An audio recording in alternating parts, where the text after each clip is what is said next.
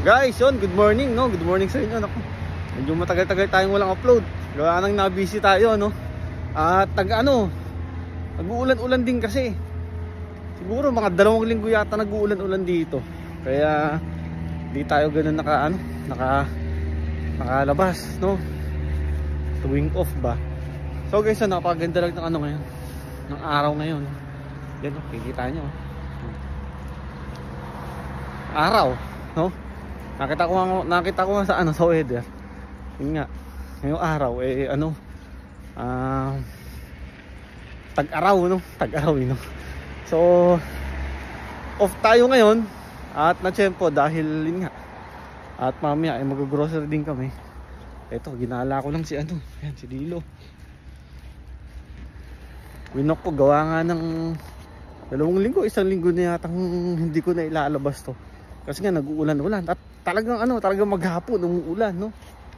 Ngayon lang na tsempo, naku, napakaganda guys, oh. Di ba? Ganda. Tsaka na ngayon guys, lumalamig na, naku. Malamig na actually,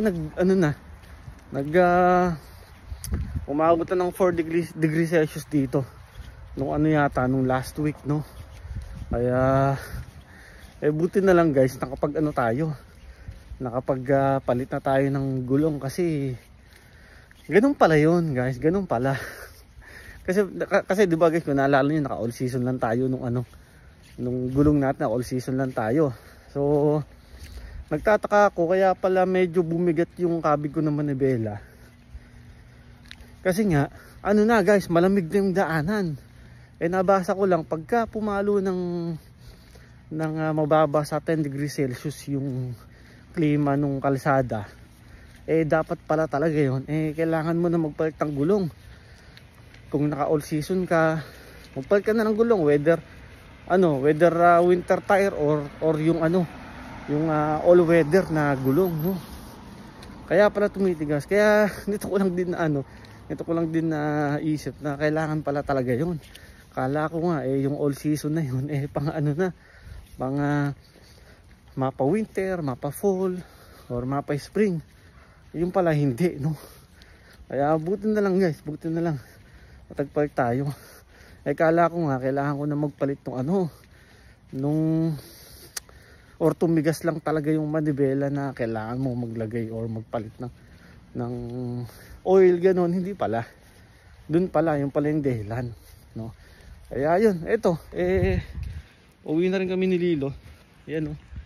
Medyo kumukulimlim nga lang, pero nakita ko nga ay ngayon, mainit-init ngayon at magtatag-araw, no? Ayun, so guys, ingat kayong lahat, tapos try natin mamaya gumawa ng vlog na at para may rin kayo, may maipakita kami sa inyo. Kasi kami mamaya guys, grocery time, kasi nga kakasahod na ito nakaraan, paubos na rin yung namin, yung stock namin, no? Inisip pa namin kung saan kami mag-grocery, dun sa TNT, dun sa napakita ko sa inyo noon, or dito sa may Costco. Hindi natin alam. Mamaya iyan natin guys, itatry natin at magano pa ako para at least may pakita rin ako sa inyo dito sa sa BC, no? Dito sa lugar namin, no? Sige guys, ingat kayo lahat. God bless you all.